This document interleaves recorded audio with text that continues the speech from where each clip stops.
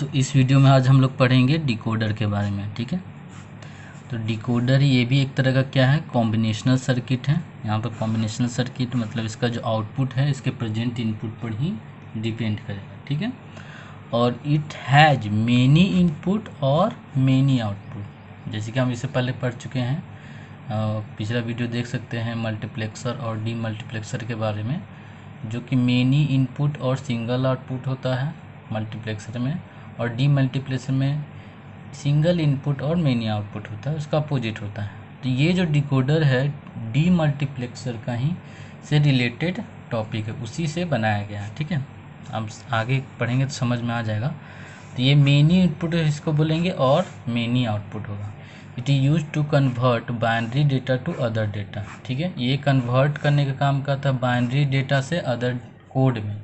जैसे कि अगर BCD से हेक्साडेसिमल हो, BCD से ऑक्टल हो, BCD बाइनरी से ऑक्टल हो, बाइनरी से हेक्साडेसिमल हो, BCD से बाइनरी हो, इस तरह से कन्वर्ट करने में हम लोग डिकोडर का यूज करते हैं। बहुत ही इम्पॉर्टेंट है डिकोडर।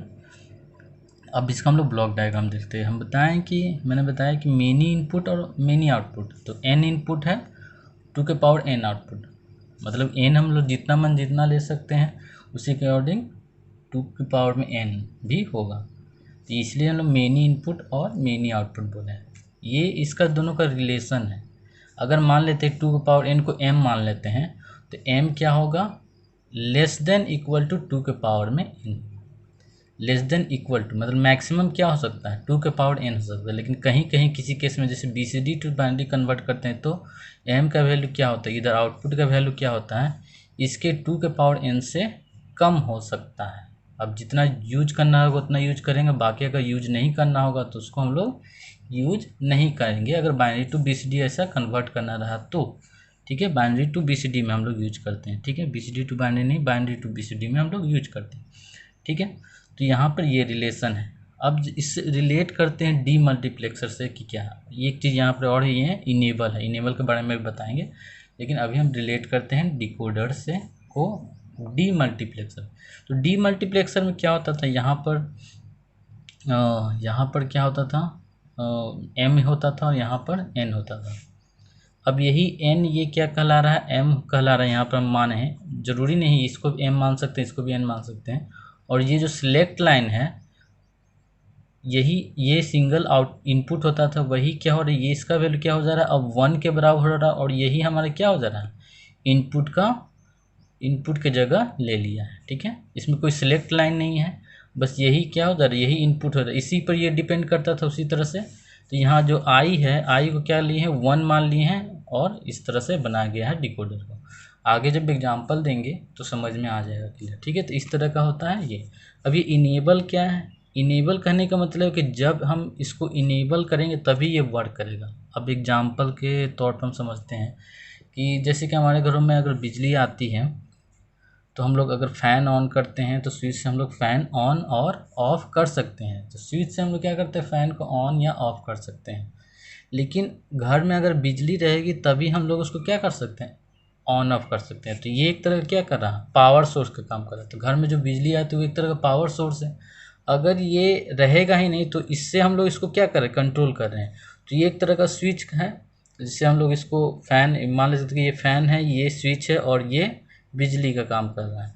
मतलब ये सोर्स है, एक तरह का पावर सोर्स। इसको हम डिकोडर को जो पावर देने का काम करते हैं वही इनेबल कहला रहा है कि अगर इसको हम ऑन रखेंगे तभी इसके अकॉर्डिंग इसका हम लोग यूज कर पाएंगे। अगर इसको जीरो यानी ऑफ कर रखेंगे तब इसमें कोई भी इनपुट दो, आउटपुट क्या होगा, जीरो ही रहेगा। ठीक है, इसे समझ में आ गया होगा। अब हम लोग आगे भी समझेंगे तो और क्लियर हो जाएगा इस बारे में भी। जैसे कि हम लोग एग्जाम्पल देखेंगे कि डिजाइन ए 2x4 binary decoder. Binary decoder design करने के लिए दिया हुआ है 2x4। देखिए यहाँ जो रिलेशन आउटपुट हमेशा क्या होगा, इनपुट से ज़्यादा रहेगा, लेकिन मेनी दोनों तरफ मेनी है, मतलब एक से ज़्यादा यूज कर सकते हैं, इसलिए हम लोग मेनी लिए हैं। लेकिन जो आउटपुट होगा हमेशा क्या होगा, इनपुट से ज़्यादा ही होगा। ठीक है, और ये क्या हो सकता है, इससे 4 है तो जैसे ये जो रिलेशन इसको सेटिस्फाई करे इक्वल का, लेकिन इससे ये कम हो सकता है, 2x3 भी हो सकता है, लेकिन ये 2x4 मैक्सिमम, इसको 2x4 लिखेंगे। तो यहाँ पर 2x4 का एग्जाम्पल दे रहे हैं। तो इसका ब्लॉक डायग्राम उसी तरह से बन जाएगा। यहाँ पर ए बी लिखेंगे, अलग अलग बुक में अलग अलग दिया रहेगा, यहाँ भी अलग अलग दिया रहेगा, लेकिन हम लोग ये मान के चलेंगे। तो ये y0 y1 y2 y3 4 है और ये 2 इनपुट हो गया, और ये इनेबल है, मतलब ये एक पावर सोर्स है। अगर इनेबल दिए हैं तभी ये इसके अकॉर्डिंग क्या होगा, ये वर्क करेगा, नहीं तो नहीं वर्क करेगा। अब कैसे वर्क करता है वो ट्रूथ टेबल से क्लियर हो जाएगा, ठीक है। तो यहाँ पर ट्रूथ टेबल हम लोग देखते हैं, यहाँ पर ट्रूथ टेबल है, ठीक है। ट्रूथ टेबल हम लोग उसी के अकॉर्डिंग बनाएंगे, जैसे कि इनेबल है, मैंने बताया है कि इनेबल अगर जीरो यानी पावर सोर्स, घर में अगर बिजली ही नहीं रहेगी तो चीज़ को कितना भी ऑन ऑफ करो पंखा नहीं चलने वाला, इसलिए फ़ैन नहीं चलने वाला। तो इसको अगर हम जीरो रख देते हैं तो इसका कोई भी वैल्यू जिसको डोंट केयर से, डोंट केयर क्या कहलाता है कि अगर ए बी का मान या जीरो रखो या 1 रखो, यानी स्विच ऑन रखो या ऑफ रखो, इससे आउटपुट क्या होगा, ये जीरो ही रहेगा। मतलब इस पर डिपेंड नहीं कर रहा है, ये जीरो हो रहा है तो इसका मतलब जीरो, मतलब बिजली घर में नहीं है तो पंखा क्या रहेगा, ऑफ रहेगा, फैन क्या रहेगा, ऑफ रहेगा। उससे रिलेट करके हम समझाने की कोशिश कर रहे हैं, ठीक है। तो ये इनेबल है। अगर हम लोग बिजली रही यानी घर में पावर दिए हुए हैं बाहर सोर्स से, तभी ये क्या होगा, फिर स्विच को हम ऑन ऑफ करके इसको हम लोग कंट्रोल कर सकते हैं। तो ये यहाँ 1 यहाँ 1 यहाँ 1, मतलब 4 जगह। अब 2 है इसलिए 4 जगह क्यों लेंगे, 2 है इनपुट, तो 2 इनपुट के अकॉर्डिंग क्या होगा, आउटपुट अलग अलग चेंज होगा। अब देख लेते हैं, सारा कंडीशन लिख लेते हैं, क्योंकि इनपुट जो है 0 हो सकता है या 1 हो सकता है, तो 4 कंडीशन होगा, ठीक है, इसलिए। तो यहाँ 0 0, अब इस पर नहीं देखना है, ये 0 था तो ये 0 हो गया, अब ये 1 होगा तो ये इसका प्रभाव नहीं है, ये क्या है, ए बी पर डिपेंड करेगा, इस पर नहीं डिपेंड करेगा। अब ए बी क्या है, उसके अकॉर्डिंग आउटपुट हमारा चेंज होगा। तो जैसे डी मल्टीप्लेक्शन में करते थे, 0 0 कब होगा, 0 यानी y0 1 होगा, तो y0 i लिखते थे। अब वही S0 S1 क्या हो गया, ए बी का रूप ले लिया है। अब यहाँ y0 को 1 लिखेंगे क्योंकि i क्या हो चुका है, 1 हो चुका है। डी मल्टीप्लेक्सर आप लोग नहीं देखे हैं तो पिछला वीडियो देखिएगा, लिंक डिस्क्रिप्शन में होगा, ठीक है। तो y0 1 होगा, ये बाकी 0 0 होगा, क्योंकि 0 0 का डेसिमल में क्या होता है, 0 होता है, इसलिए y0 1 होगा। 0 1 का 1 होता है तो ये 1 यहाँ होगा, y1 बाकी 0।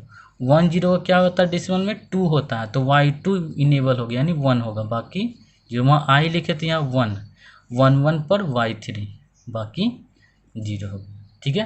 तो ये इस तरह से हो गया हमारा, ये हमारा आ गया है।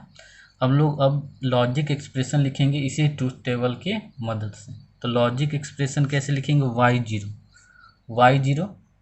y0 के लिए लिखेंगे इस आउटपुट, ये क्या है, इसके इधर ये इनपुट है और इसके इधर क्या है, आउटपुट है।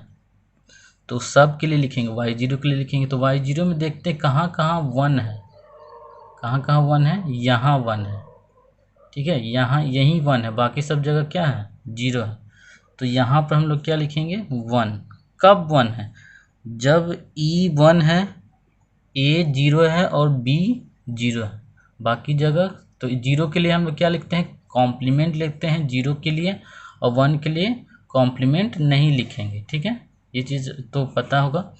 तो y0 कब 1 है, तो 1 आगे लिखते हैं, जैसे i आगे लिखते थे और ये लिखते थे, लेकिन i की जगह 1 लिखे हैं, तो 1 का इंटू करेंगे तो वैल्यू क्या होगा, वही होगा, इसलिए 1 हम लोग इसमें नहीं लिखते। जैसे वहाँ i लिखते थे तो यहाँ 1 लिखने की ज़रूरत नहीं है, सिंपली जो इनपुट का है रिलेशन वही लिखेंगे। तो 1 कब है, 1 कब है, जब e 1 है यानी अनकॉम्प्लीमेंट, तो e के लिए अनकॉम्प्लीमेंट लिखेंगे। 1 कब है, जब a 0 है यानी a पर कॉम्प्लीमेंट, b मीन्स b पर कॉम्प्लीमेंट देंगे।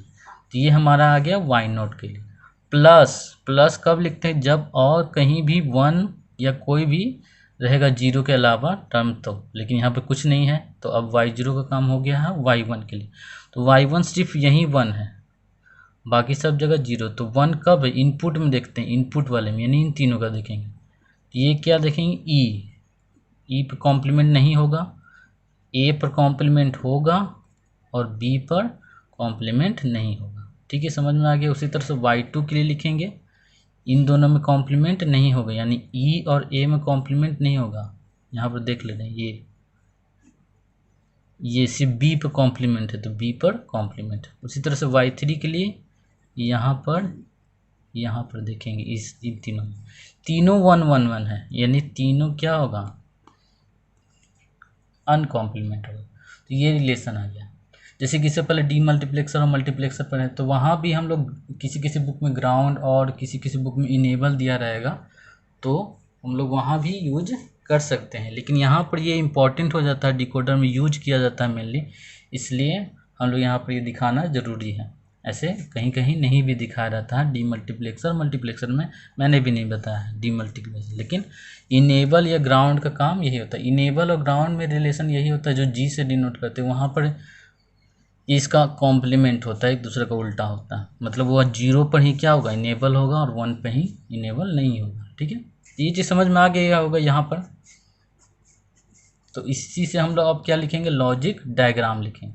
तो लॉजिक डायग्राम लिखने के लिए हम लोग क्या क्या इसमें यूज हो रहा है वो देखते हैं। तो वाई नोट कब है, E A B E 3 term use हो रहा है इनपुट में। तो ई बनाते हैं जो कि इनेबल काम कर रहा है, और ए बनाते हैं और बी बनाते हैं। ठीक है, ई ए और बी, ई ए और ए कॉम्प्लीमेंट भी यूज हो रहा है तो ए कॉम्प्लीमेंट भी हम लोग बनाएंगे। ठीक है, बी है तो बी कॉम्प्लीमेंट भी यूज हो रहा है तो बी कॉम्प्लीमेंट भी बनाएंगे, जैसे उसमें बनाए जाते थे डी मल्टीप्लेक्सर में, सेम चीज़ है वही है। अब ई, वहाँ आई की जगह ई हो गया है, लेकिन ई का मतलब यहाँ पर अलग है। अब ए कॉम्प्लीमेंट यहाँ है, ये क्या है, ए कॉम्प्लीमेंट है और यहाँ बी कॉम्प्लीमेंट, ये वाला लकीर है और ये वाला लकीर है ए कॉम्प्लीमेंट। और तो वाई नॉट के लिए लिखेंगे ई, यानी ई लिए यहाँ से, ए कॉम्प्लीमेंट लिए क्योंकि ए कॉम्प्लीमेंट है और बी कॉम्प्लीमेंट है ना, ये ए कॉम्प्लीमेंट, ये तो ए है और ये बी है, ये बी कॉम्प्लीमेंट। इन तीनों को क्या कर रहे हैं, एंड, क्योंकि तीनों डॉट है तो ये क्या हो गया हमारा, वाई नॉट हो गया। उसी तरह से ये इसके लिए लिखेंगे ई ए कॉम्प्लीमेंट यहाँ है और बी का कॉम्प्लीमेंट नहीं, सिंपली बी अनकॉम्प्लीमेंट वाला यूज कर रहे हैं। तो ये इस तरह से बन गया, ये क्या हो गया, y1 हो गया।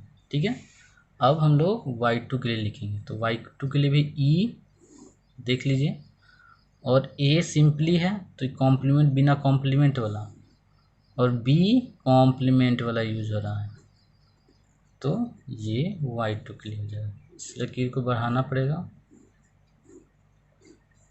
ये a है, ये a कॉम्प्लीमेंट है, ये b है और ये b कॉम्प्लीमेंट है और ये e है। अब y3 के लिए क्या है, ई ए बी सब अनकॉम्प्लीमेंट यूज किया है तो ई ए और बी तीनों क्या करेंगे, अनकॉम्प्लीमेंट वाला यूज करेंगे। तो ये क्या कहलाएगा, y3 कहलाएगा। ठीक है, इसी का जस्ट अपोजिट हो जाता है इनकोडर, लेकिन ये इम्पोर्टेंट हमारा डिकोडर ही मेनली ज़्यादा इम्पोर्टेंट होता है। तो इसी तरह से हम लोग डिज़ाइन करेंगे। ठीक है, बाकी अब नेक्स्ट वीडियो में।